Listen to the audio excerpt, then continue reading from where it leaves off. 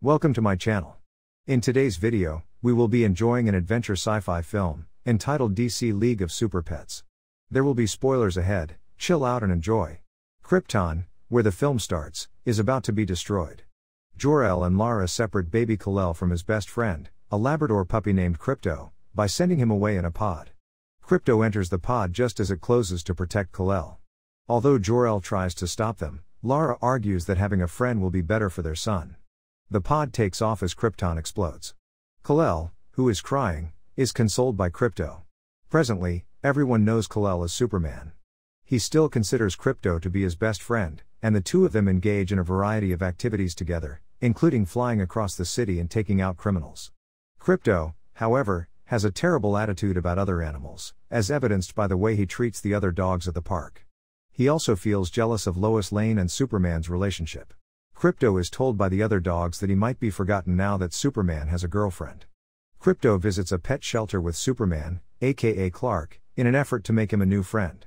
The animals in the shelter include a boxer dog named Ace, a pig named PB, a turtle with impaired eyesight named Merton, a squirrel named Chip, and a bald guinea pig named Lulu, who was subjected to experiments by Lex Luthor and now has ambitions to rule the world. Ace tries to leave the shelter by climbing out the window. He meets Krypto outside, where they do not get along. Krypto causes Ace's feet to freeze on the pavement, which causes Ace to be taken in once more. Later that day, using their X-ray vision, Krypto and Superman discover Lex and Mercy Graves trying to use a tractor beam to capture an orange meteor of kryptonite in the hopes of gaining superpowers. Lex believes this will give him extraordinary superpowers. Krypto and Superman set out to stop him, joined by the rest of the Justice League, including Batman, Wonder Woman, Aquaman, Jessica Cruz, Green Lantern, and Cyborg. Together, they take down Lex and arrest both him and Mercy. Lulu, on the other hand, pulls a little piece of the orange kryptonite toward the shelter while she tells the others that the kryptonite works on animals. She escapes her cell after receiving powers. The other animals get powers as the shelter begins to burn. Ace gains superhuman strength and invincibility, PB changes her size, Merton becomes extremely fast, and Chip gains lightning powers. They end up leaving the shelter. Later, when Krypto wants to watch the Great British Bake Off with him, Clark gets ready for a date with Lois. Krypto fantasizes about throwing Lois far away, but instead, he complains to Clark, who gets sick of his whining and labels Krypto a bad dog. Krypto returns to his room in pain and plays music to block out the noise. Lulu greets Clark as he comes outdoors, holding up green kryptonite to weaken him. When Lois sees that he is being flung into the air, she alerts the other Justice League members. Krypto discovers what is wrong and attempts to intervene, but after eating a piece of cheese placed in a Batman dog toy, he loses his powers since Lulu hid a piece of kryptonite in the cheese. When the rest of the Justice League shows up to fight, Lulu already has a guinea pig army assembled and has given them special abilities. The League is defeated and captured by the guinea pigs. Krypto runs into the other animals at the shelter and begs for their assistance in rescuing Superman. They initially say no because they want to go to a farm that Ace keeps mentioning, but when Krypto finds he is lying to them, he blackmails Ace into not telling them the truth and he gets them to help. As Lulu travels to Stryker's Island to release Lex, the pets catch up with her. They are repelled by Lulu's army and Whiskers, a cat that Lulu rescued from the shelter. As she coughs up hairball grenades, Whiskers shoots rockets out of her tail. They are defeated by Lulu because they are unable to manage their powers, and Krypto is thrown in the direction of the Hall of Justice. He feels defeated until Ace joins him. He tells Krypto about his past, including how he was formerly part of a loving family before biting a baby's arm while attempting to prevent her from going down the stairs, which resulted in his being sent to the shelter. Ace explains to Krypto that this is how dogs truly and genuinely love. To carry out their mission, they reunite with the other pets. Krypto helps the animals in uniting their forces to take on Whiskers. Chip learns to be less anxious, PB learns to be more self-assured, and Merton gets glasses. Together, they trap Whiskers under a dumpster, where one of her grenades blows her up. Lulu manages to get to Stryker's Island and eliminates all the guards before making her way to Lex's jail. Even though Lex seems glad to see Lulu, he betrays her and locks her up. After being set free, he takes Mercy with him, and when the other pets arrive, they are locked up as well. When Krypto tries to talk to Lulu, he offers to let her join their team so they can defeat Lex and save the Justice League, but she becomes angrier and decides to do it herself. She escapes from her jail and leaves. Krypto regains his powers after passing the kryptonite, and he helps his friends in escaping, but he tells them to wait behind so they don't get hurt. Obviously, they don't pay attention to him. Lex is pursued by Lulu, who traps him and the League in a rocket that will explode once it has escaped Earth's atmosphere. Crypto discovers them and engages in combat with Lulu and the other guinea pigs. Lois is also caught up in the mayhem when her helicopter is hit by Lulu. Crypto goes to help her, as the other pets hurry to save the League. PB enlarges herself to the point where Merton can run up the rocket with Chip and Ace. Chip blows a hole in order for Ace to use his strength to free the League. When Crypto battles Lulu and breaks her kryptonite rock, Lulu absorbs the kryptonite into her brain, turning her into a giant kaiju instead of being rendered powerless. The newly freed League battles Lulu alongside the pets, but she is just too powerful. Crypto then makes the decision that he must do the solar paw punch, a move that involves flying all the way to the sun even knowing it could result in his death. In doing so, he strikes Lulu with a blow powerful enough to remove the kryptonite from her body. When she grows back to her original size, Mark and Keith, two of her guinea pigs, trap her in a hot dog stand. Ace then prevents Crypto from falling to his death. Crypto meets up with Superman again, presents him with the engagement ring he was intending to use to ask Lois to marry him, and he gets the go-ahead. The League takes in the other animals. After considering PB to be a powerful fighter, Wonder Woman adopts her. Chip is welcomed by Jessica as a member of the Green Lanterns. Flash adopts Merton. Mark and Keith, who have fire and water powers, respectively, go with Cyborg and Aquaman. Ace and Batman put on the act of being dark loners, but they stick together. The Super Pets form their own official team. The corgi that Crypto first encountered has now become monstrous in size and is their first enemy. The animals go once more to defend the city.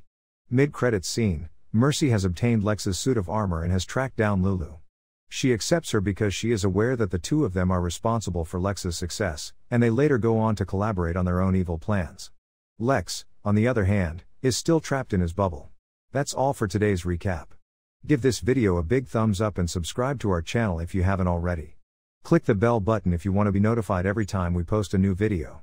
And as always, thanks for watching, and we'll see you in the next one. Welcome to US Movie Recaps. In today's video, we will be enjoying an action animation film, entitled Batman Ninja. There will be spoilers ahead, chill out and enjoy. The film begins at Arkham Asylum, where Batman tries to stop Gorilla Grodd from starting his Quake engine. Grodd was able to throw Batman over the building when Catwoman sneaked in just before the machine activated. Batman tried to grab the device, but the next thing he knew, he was in feudal Japan. Still trying to make sense of everything. Batman is being attacked by armored samurais, and more samurai are on the way. Having made the decision to go, Batman used a smoke bomb as cover before realizing he had nowhere to use his bat hook because there were no tall buildings around. Later that evening, he came to the castle secretly to get some intel. He sees Joker talking with a security guard when another Joker approaches from behind. It turns out that the second Joker was actually Harley Quinn disguising herself to deceive Batman. The Joker reveals that he is currently known as the Demon King and is the most powerful person in Japan. Suddenly, their argument escalates into a fight in which Batman is attacked by the Joker, who is acting somewhat ninja-like and hurling razor-sharp fans at him. Batman barely manages to escape after being surrounded by samurai soldiers. Later, Catwoman encounters Batman as he is trying to escape his pursuers. She says that they arrived in feudal Japan 2 years before him and have been waiting for his arrival ever since. Batman says that he wasn't alone when he entered Arkham that evening and wonders where Nightwing, Red Hood, Red Robin, and Robin vanished. Batman believes Grodd held him up back then, which would have led to his later arrival than everyone else. According to Catwoman, the most notorious criminals in Gotham have tricked the Sengoku daimyo and are now lords of their own states. They are at war with one another in an effort to conquer and reunite Japan under one ruler. The Penguin has taken over the state of Kai, where he is engaged in conflict with the neighboring state of Ichigo, where Poison Ivy is in power. Meanwhile, in the state of Natsu, Deathstroke reigns supreme, while Two-Face has taken control of the state in Omi. Among its contenders, the Joker, with Harley Quinn by his side, is the closest feudal lord to achieving his goals. When Catwoman offers a partnership with Batman, Batman suggests that in order to clean up this mess, they need to locate Gorilla Grodd. He finds from Catwoman that the Joker keeps Grodd's time machine in a tower, where it is heavily guarded by the Joker army and kept behind locked doors. The next day, Batman and Catwoman dress as Christian missionaries, which, according to her, was highly common in that era so they shouldn't stand out. Catwoman shows to Batman that the Joker is up to something evil, given that he has his men gathering coal. They stop at a tea cafe where Batman meets up with his oldest employee Alfred Pennyworth as they try to decide their next course of action. After that, they take Batman to an unofficial Bat cave, where the Batmobile is kept secret. According to Catwoman, Alfred was in the Batmobile when the device went off, which is why he was also transported back in time. Batman is happy to have kept it secure, but the Joker's goons suddenly attack and set fire to the building. Batman leaves Alfred in Catwoman's care because he is determined to find the Joker. Nothing can stop Batman as he advances with the Batmobile toward the castle of the Joker. Concerned that Batman is approaching the castle too closely, Joker tells Harley to switch on Arkham Castle, transforming it into a gigantic robot fortress. The Batmobile was captured, but Batman managed to escape by converting it into the Batwing. When the Batwing came too close, it got tangled in the giant robot's claws, so Batman disassembled it into the Bat-cycle and flew over to the Joker.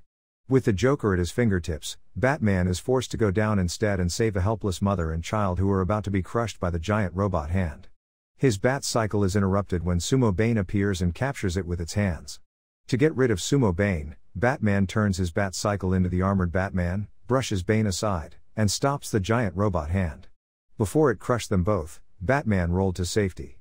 He tells the mother to flee to safety when it turns out to be Harley in disguise and she hammers Batman. Batman is hurt and surrounded by the bad guys. When Joker mockingly asks where his friends are, a swarm of bats suddenly charged at them, and Batman saw a ninja appear before him to take him away. Later, Nightwing and Red Robin reunite with Batman. They let him know that while Robin is searching for Alfred and Catwoman, Red Hood is on a scouting mission throughout the other feudal states. Batman also meets Ian, the Ninja Clan's chief. Ian says that an old prophecy linked to the Hida Bat clan predicts that when the country is in chaos, a foreign ninja appearing in the form of a bat will arrive to bring about order. They swear allegiance to Batman and support him in his endeavors. They are concerned that they lack any means of defense against Joker and his men. Robin returns from the mountain with a message from Grodd to meet at a local hot spring. Grodd says that he planned to send Gotham's criminals to a distant location so that he could take over the city for himself, but the machine malfunctioned when Batman intervened. Batman and Grodd decided to collaborate in order to lure the Joker and achieve the goal. Joker is drawn out to sea by Grodd, where Batman and his men are waiting. When Batman pretended to have the Joker's ship surrounded by ninjas underwater, the Joker and his crew pulled out their Gatling guns and fired at what they believed to be ninjas, only to discover that they were actually only dummies in the water. The real ninjas climb onto Joker's ship while they are in the submarine. Red Robin, Nightwing, and Robin board the ship to take on the Joker's men, while Harley and Catwoman square off. Joker is cornered by Batman and Grodd, who quickly capture him. When the fight is done, Grodd plans to pull a fast one on Batman, who pulls out his mind control tool, but unfortunately for Grodd, the ninjas have trained their bodies and minds well enough to be immune to mind control. Grodd still has a trump card up his sleeve when Two-Face arrives and begins firing at the Joker's ship. Choosing to leave the group, Catwoman has allied with Grodd and Two-Face. She has promised to go back to the future in exchange for Harley's power converter, which she took from Harley during their fight. As Joker's ship sinks, Batman finds that the Joker and Harley have managed to escape their bonds and grab a container of explosives. Batman urged Red Robin to flee with the others as he chases the Joker. Joker intends to flee, but not before lighting the barrel on fire and destroying his ship along with Batman. Grodd brings Catwoman back to Arkham Castle. As he gives his men instructions to fix the armored fortress in preparation for the upcoming battle. Grodd informs the other daimyo that they will meet and engage in battle at the infamous Field of Hell, Jigaku Koera. In order for Quake Engine to function, Grodd says, he needs the other 3 power converters from the Penguin, Deathstroke and Poison Ivy. Later that night, battered and worn out from their previous battle, Batman wakes up and is greeted by Alfred, who informs him that he has been out for 2 days. Batman is discouraged by how he behaved when he initially arrived here as he rethinks over his previous fight. With no equipment to assist him in war, such as vehicles, guns, or technology, he felt powerless. He was desperate enough to ally with Grodd and could not predict Grodd's betrayal. It resulted in loss of many lives.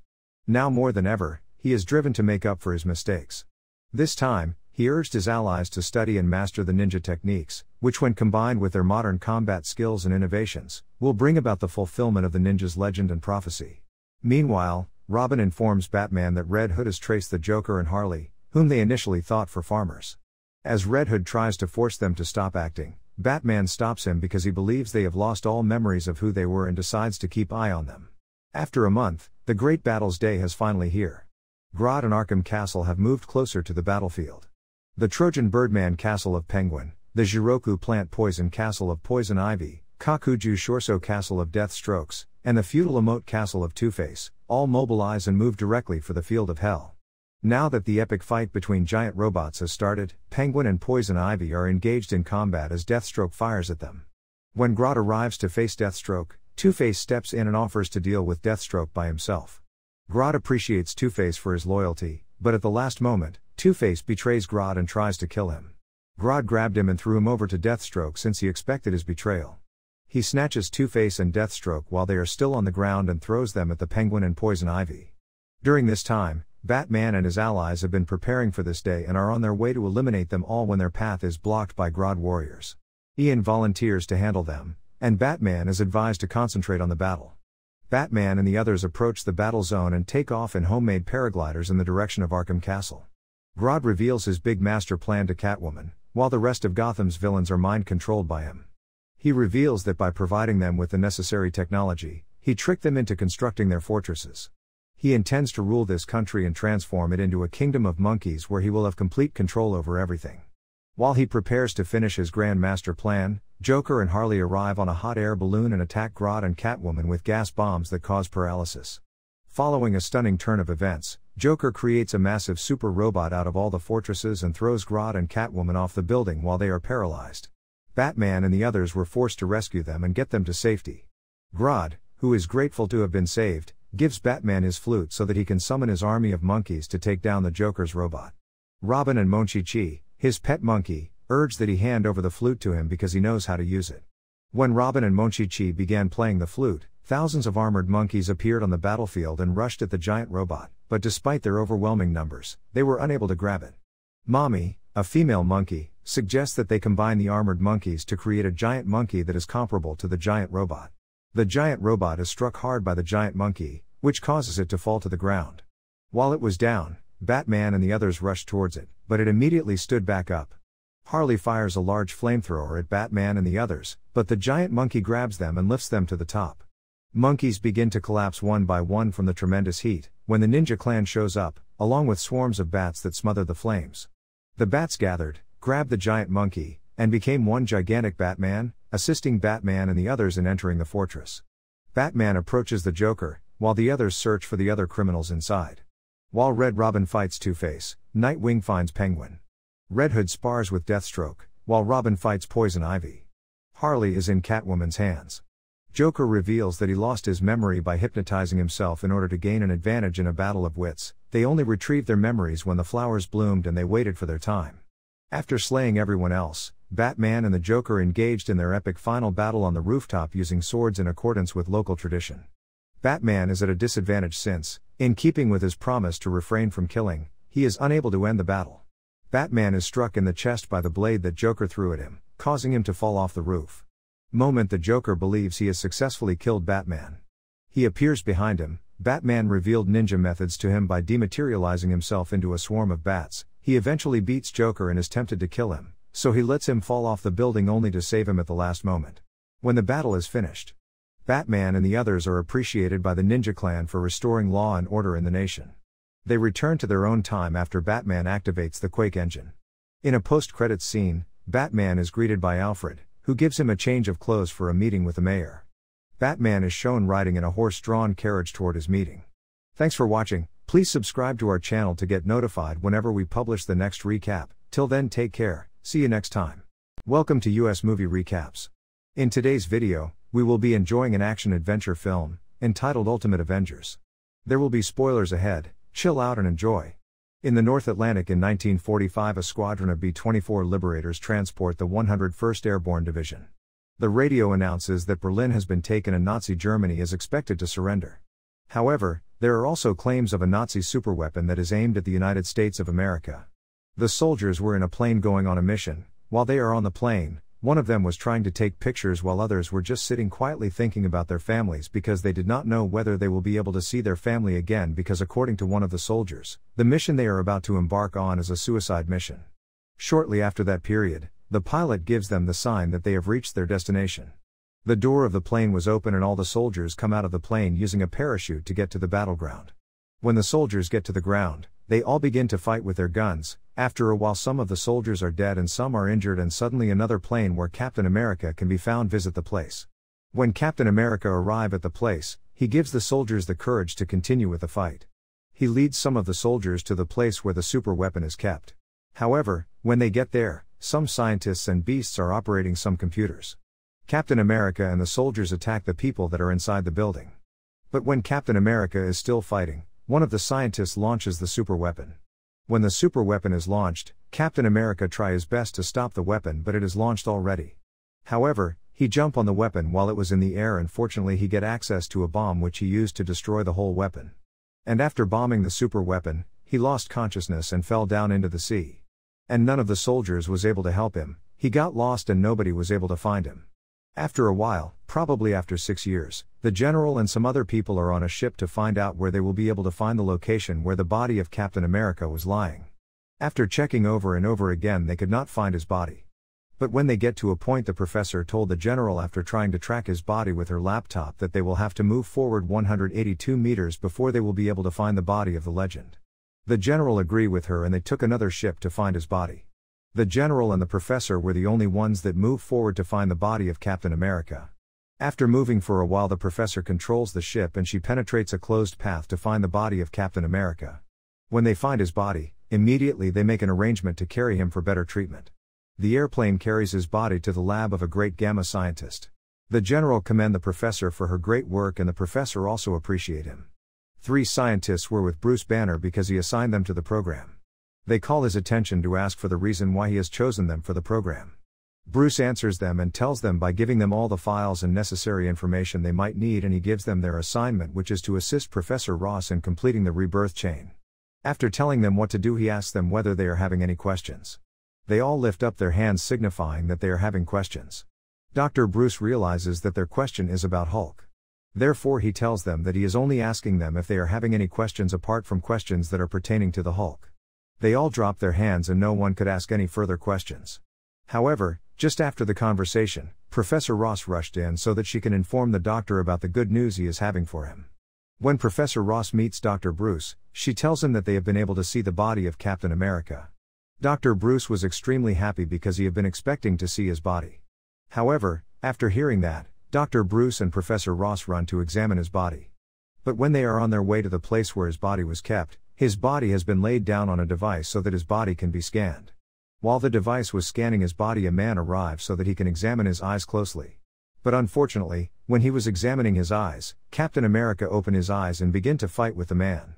Suddenly Dr. Bruce and Professor Ross also arrive at the scene, but they cannot do anything to stop him.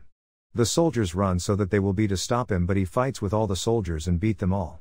No one was able to stop him till he run out of the lab. When he get out of the lab, he was attracted by the sea, and while he was waiting at the seaside, a huge plane visit him and he was taken back. However, 2 astronauts were seen operating on some device outside the satellite. Meanwhile, the general and other staff were in the satellite.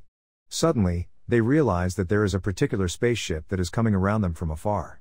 The general instructed the astronauts to make sure they leave where they are so that they will not be affected by the coming spaceship, but before the information could be passed to them, the spaceship has arrived already.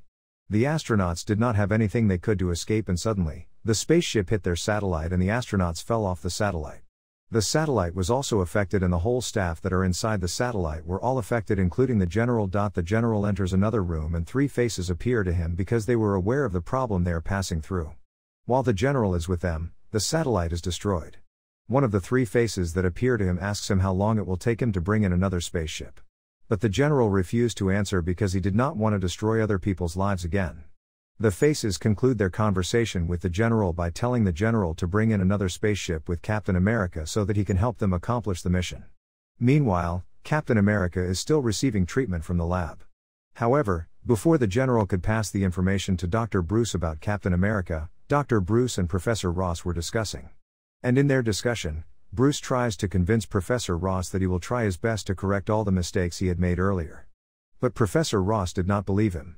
Suddenly, the general entered and informed Dr. Bruce and Professor Ross about the mission he is having for Captain America. Dr. Bruce suggests helping instead of disturbing Captain America, but the general told him that he cannot allow him to do that because he did not have the ability to control himself.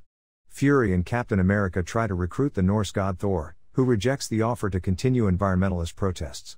The resulting recruits are Captain America, Bruce Banner, Iron Man, Giant Man, Wasp, Natalia Romanoff, and Betty Ross. Fury briefs the team about the aliens, named the Chitauri, and the use of the metal vibranium, while Banner struggles to repress the Hulk persona and Captain America is hesitant of leading the Avengers. Team's first mission is to capture a Chitauri spy which has breached a S.H.I.E.L.D. facility. The Avengers disregard Captain America's orders and follow their egos, resulting in failure which allows the alien to escape with all sufficient information about S.H.I.E.L.D. Fury fires Hank Pym, who is followed by his wife Wasp. Iron Man resigns immediately. Captain America also chooses to leave Fury, feeling unready to fight the Chitauri.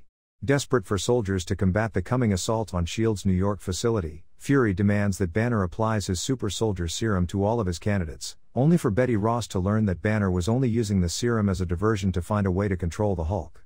Banner steps into a rebirth chamber, which transforms him into the Hulk, while still maintaining his mind.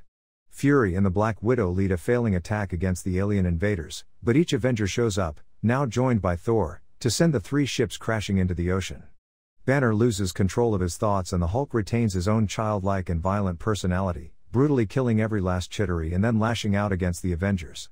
The Hulk proves strong enough to knock out a full-size giant man, damage Iron Man's suit and even, with effort, lift Thor's hammer Mjolnir. The Avengers manage to inject the Hulk with a high dose of Banner's medication, and Betty Ross calms the Hulk long enough to let the drug render him human again. Banner is kept in a glass cell for breaking Fury's trust, and the Avengers celebrate their success against the Chitauri and praise a wounded Captain America for leading them as a team. Thanks for watching. Please subscribe to our channel to get notified whenever we publish the next recap. Till then, take care. See you next time. Welcome to US Movie Recaps. Today we are going over Pokemon the movie, I Choose You. Don't forget to like and subscribe. The movie starts out with a Pidgeot flying through the sky, with the scenery then panning out to a stadium where a battle between two trainers is taking place. A Gengar uses Nightshade, with the opposing Blastoise withstanding it. Then Blastoise freezes Gengar with the use of Ice Beam, who is then swapped out for a Venusaur, which uses Razor Leaf. Then, the two Pokemon counter moves of Hydro Pump and Solar Beam. The scenery cuts out as it appears to be watched by Ash Ketchum on TV, who turns 10 the following day. During the night, Ash dreams of which Pokemon to choose, but he accidentally throws his alarm clock against the wall. The next morning, his mom, Delia, tells him that he'll be late to Professor Oak's lab.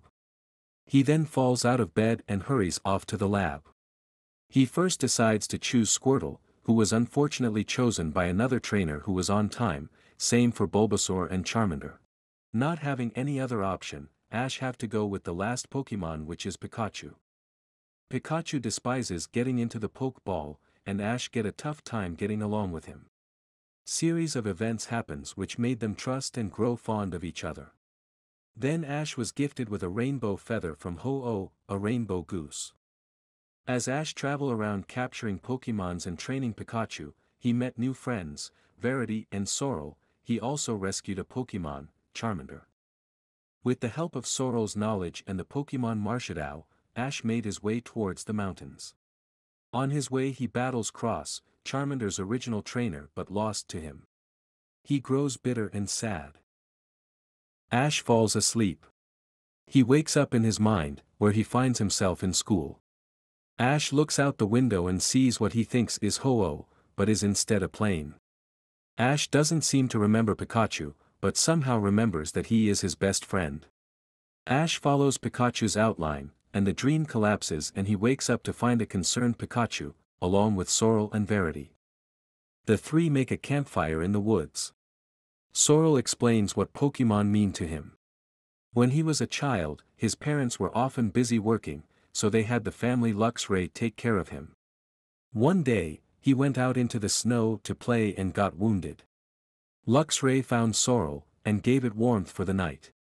When he woke up the next day, he found that Luxray had frozen to death, and mourned it as a rescue team found them. After that incident, he had difficulty bonding with a Pokemon until he met Lucario. Pikachu senses something behind him and uses Thunderbolt, electrifying the trees. This prompts a group of wild Primeape to descend from the trees and toss the group in the air. Sorrel tells Ash that fighting back will only make them angrier, so Ash sends out Metapod, who uses String Shot on the Primeape. As the group makes their escape, the primate break free and resume their pursuit. Metapod evolves into Butterfree, who uses sleep powder, causing the primate to fall asleep.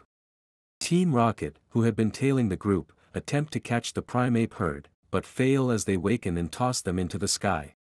The group continues their journey, where they find a pink Butterfree being attacked by a Fiero. Ash sends out his Butterfree, who tackles the Fiero before using Gust, prompting it to retreat. Sorrel notices that the two Pokemon have different colors, and deduces that the pink Butterfree is a female. The group follows the Butterfree into a large courting field for the Butterfree. Ash's Butterfree and the pink Butterfree court each other. Sorrel tells Ash that if his Butterfree goes with the pink one, he will have to release it. Butterfree goes behind Ash, afraid of leaving its trainer, while the pink one looks on concerned. Ash is upset, but he allows his Butterfree to be with the pink one.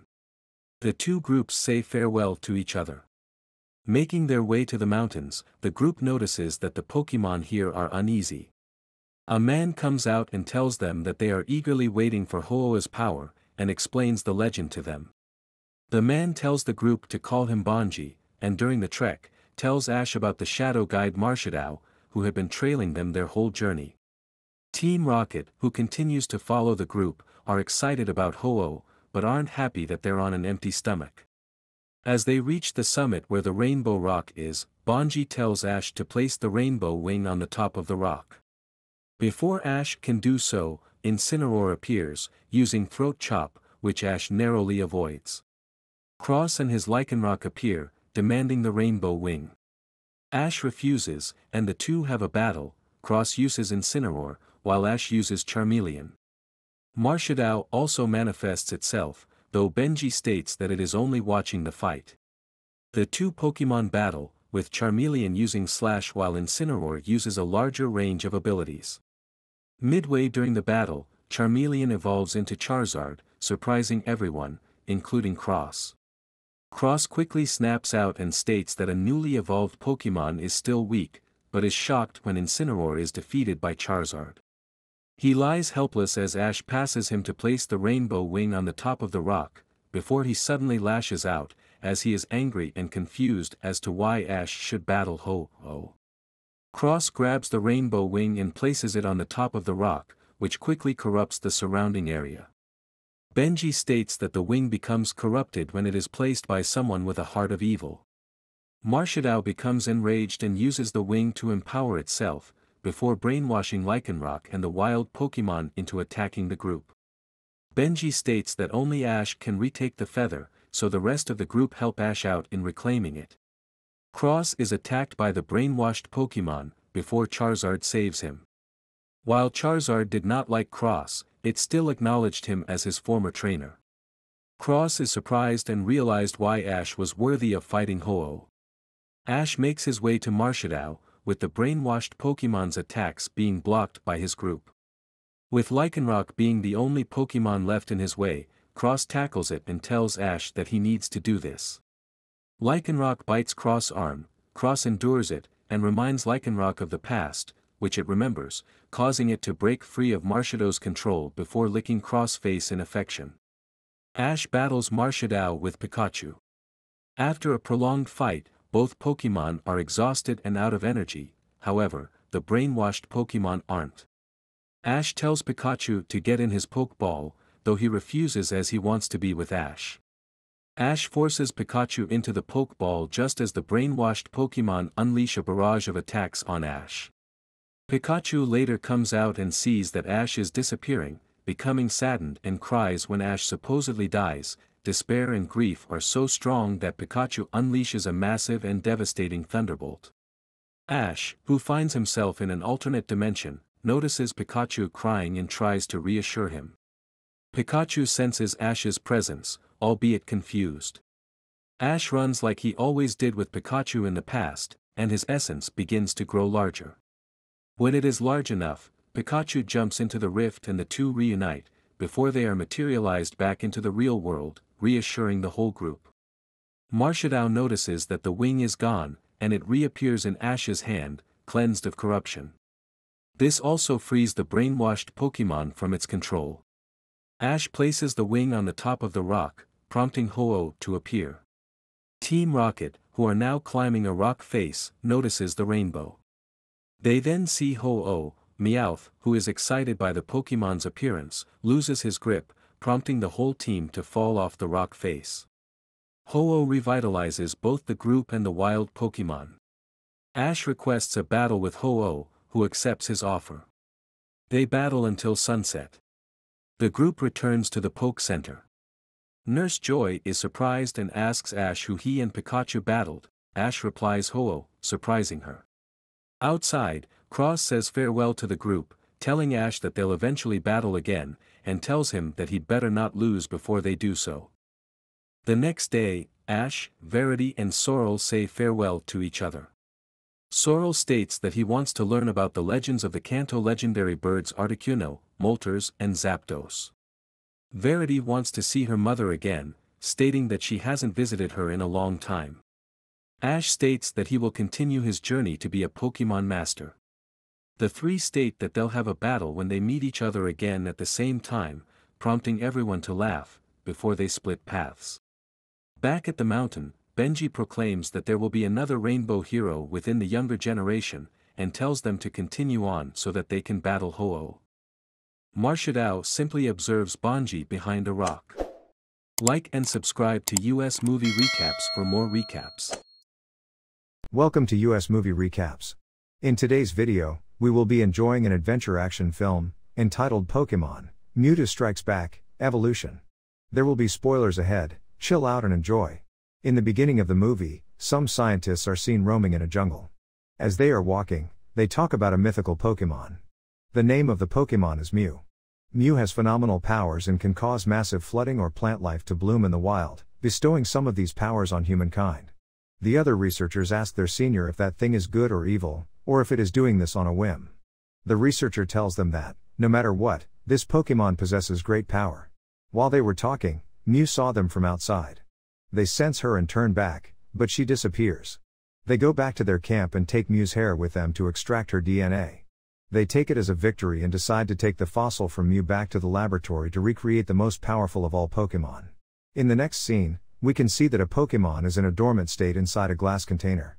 He is asking questions about his identity, as in who he is and where he's from. Just then, he opens his eyes and breaks the glass container. The researchers quickly gathered around him and told him that he was a Pokemon. He asks them about his parents and where he's from. The scientists tell him that he is made by human science and humans. They call him Mewtwo and tell him that they have given life to him using the rarest of Pokemon as a basis. Mewtwo finds out that his existence is based on Mew, but he was created to be even stronger. Everyone in the lab feels excited and starts congratulating each other for their successful experiment. They start talking about an even better version and research. Meanwhile, Mewtwo starts growling and, using his powers, he throws everyone away. He asks everyone about his purpose of creation and angrily destroys the entire laboratory as he escapes. In the next scene, a helicopter is seen from which a suited man and his Pokemon are approaching the laboratory. The man reaches out to Mewtwo, who is questioning his powers. The man tells him that indeed Mewtwo is very powerful, but there are other forms of power as well, namely humans. He asks Mewtwo to join him, saying that together they will be unstoppable and the world will belong to them. Mewtwo finds himself fully armored and protected, and the armor holds back his powers. He asks the man what he will have to do, and the man tells him that he needs to do what everyone else is doing in this world: destruction, war, and conquest. He takes Mewtwo to battle with animals and other Pokemon, and Mewtwo defeats them easily. Later, Mewtwo asks himself for what reason he is living and fighting. He questions itself about the purpose of his life and about who he really is. The man tells him that he is a Pokemon, and their purpose is to live for humans and serve them. They have no other value than that. This annoys Mewtwo, and he kills the man as well as his laboratory. Mewtwo breaks free and tells himself that he is not human property and is stronger than them. He feels disgusted by the fact that he was made by humans. He keeps asking questions about his identity and says that he despises everyone who was a part of his creation. He declares neither an attack nor a declaration of war but says that he will strike back against his creators, humans. In the next scene, we can see a young man named Ash from Pallet Town. He is traveling with his two friends on a training journey, aiming to be a Pokemon master. They reach a destination near the sea and plan to have lunch. While one of his friends was cooking lunch, Ash and Misty set the table. Ash tells Misty that he is tired and cannot even move a finger anymore. But then, Another guy from the training facility approaches Ash and challenges him to a Pokemon fight. Ash goes on to have a Pokemon fight with the guy. He shows great power and proves that he is fit to be a Pokemon trainer. They are being watched over by Team Rocket, who is their enemy and always tries to ruin their plans. Ash is being observed by Mewtwo through a camera that is present in an eagle-like Pokemon. Mewtwo's assistant tells him about the Ash, Misty, and Brock. He asks his assistant to send Ash and his friends an invitation. She sends them an invitation in which there is a hologram of the assistant. The hologram message opens up and says that they have been invited to a party held by the world's greatest Pokemon trainer. The party is at Pokemon Palace on the new island. They agree to go to the party. Another team, Team Rocket, which is a rival of Ash's team, finds out about this party and plans to go without an invitation. In the next scene, Mewtwo is seen swirling his hand, and because of that, a storm emerges. The storm is directly over New Island and Pokemon Palace. Mew also wakes up from her sleep and flies over to the Pokemon Palace. The thunder rumbles, and as Ash and his friends with their Pokemon reach the training center, they find out that no ferry boats are going to the new island because of the storm. A lot of people had gotten the invitation, but the harbor manager says that she grew up near the harbor and had never seen such a storm. She tells them that since their Pokemon nurse, Joy, has been missing, they cannot take any responsibility for the damage that the storm can cause. The storm is directly over New Island. 3 of the members from the training center use their Pokemon anyway to reach New Island. As Ash and his friends try to go there, a boat approaches. They meet 2 captains rowing a boat. The captains invite Ash and his friends to come with them. After they reach the middle of the ocean, they find out that the captains were none other than the Rocket team. The Rocket team then escapes the boat, leaving Ash and his friends to die. Ash and his friends fall into the sea but use their Pokemon to reach the palace. Upon reaching the palace, they are welcomed by the assistant of the Pokemon trainer. As she takes them inside the palace after seeing their invitation cards, Brock notices something. He notices that the assistant looks familiar to Nurse Joy. Brock tells his friends that the assistant looks familiar to Nurse Joy, but the assistant denies any of Brock's words and says she has no idea of what he is talking about. Team Rocket also reaches the palace. Since they were not invited to the party, they start looking for ways to enter. While they are contemplating about how to enter the palace, they sense someone at the back and turn around. It was Mew who had disappeared as they turned around. The team then enters through a sewage pipe. Their Pokemon Meowth senses someone else with them. Mew, however, hides herself well and travels with them through the tunnels. They reach a room where a lot of Pokemon clones are kept in glass containers. After going inside, they see the other 3 members from the training center who had been invited to the palace. The other members introduce them to their Pokemon. After that, Mewtwo arrives. Mewtwo breaks his telepathic connection with his assistant and breaks her free of his compulsion. She opens her eyes and realizes she is at a place she doesn't recognize. Mewtwo tells her that he had picked her up from the training center as she knows all about the physiology of Pokemons. Nurse Joy does not remember any of it as she was in a compulsion. Brock feels happy that he was right about her. She actually is Nurse Joy. Mewtwo also tells them that the storm was actually a trap set by him. Those who were scared of the storm are not brave enough to be Pokemon trainers. Upon seeing him, the Pokemon trainers refuse to accept him as the greatest Pokemon trainer. They tell him that a Pokemon cannot train other Pokemon. A fight starts between them, and all of them launch their Pokemon at Mewtwo. Mewtwo fights back easily, and the Pokemon get destroyed and badly injured. Mewtwo tells them that they are no competition for him. He tells them that he is the most powerful of all Pokemon and that no one can defeat him. Ash feels enraged and challenges him. Mewtwo laughs it off as he was confident that his clones are really strong and better than the originals. Due to the fact that he has his telepathic skills, Mewtwo summons his clones, who are stronger than the actual Pokemon. As Team Rocket observes, 3 Pokemon clones get out of their glass containers and move to the battlefield to fight their actual Pokemon. Mew also comes out of the room to the battlefield with the clones. The original Pokemon are released by their trainers, and the fight starts. They begin to fight and the trainers give commands to their Pokemons. As much as the Pokemons try to put up a good fight, it turns out that the clones are much stronger than the originals and get injured. Mewtwo tells the originals that they lack both speed and power. He launches his Easter egg-like gadgets at all the Pokemons and captures them. The trainers yell at him for stealing their Pokemon, but Mewtwo says that he is only going to make clones of their weak and inferior Pokemon and make stronger ones. The eggs then fall into a huge container from where they are taken to a laboratory. Pikachu, who is Ash's Pokemon, tries to escape them. Ash also runs after him and helps him in getting outside the laboratory. Ash saves Pikachu from getting captured and ends up in the room with Team Rocket. He sees all the clones in the glass containers and takes them to the battlefield to fight Mewtwo. As he begins to fight, Mewtwo throws him away. Ash is about to hit the wall of the palace, but a pink bubble saves him. It turns out that it was Mew who saved Ash. Seeing this, Mewtwo gets angry and starts attacking Mew. Mewtwo says to Mew that it is not worth fighting for these inferior Pokémon, but Mew says it is all about the love one has in their heart, which makes them fight. Mew and Mewtwo fight while the clones fight their originals. Everyone gets really upset at the fight, and Pikachu gets injured. As Ash tries to save Pikachu, he falls between Mew and Mewtwo's attack and becomes stoned. Pikachu runs towards Ash and tries to wake him up by using his electric powers, but it doesn't work. Pikachu and all the Pokémon start crying. As they were crying, their tears started to float in the air and reach Ash's body. Ash's body starts to come back to its original form, and everyone starts cheering as he wakes up. Mewtwo realizes his mistake and ends his fight with Mew. He tells Mew that he has realized it doesn't matter if you are created by humans or nature. He takes his Pokémon clones away with him to learn what Ash's and others' hearts know. After that, all of them return to the training center with their Pokémon safe and secure and forget all about what happened on the new island. The storm also settles down, and the harbor manager declares that ships have become ready to sail again.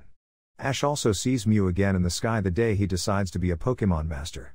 Thanks for watching. Please subscribe to our channel to get notified whenever we publish the next recap. Till then, take care. See you next time.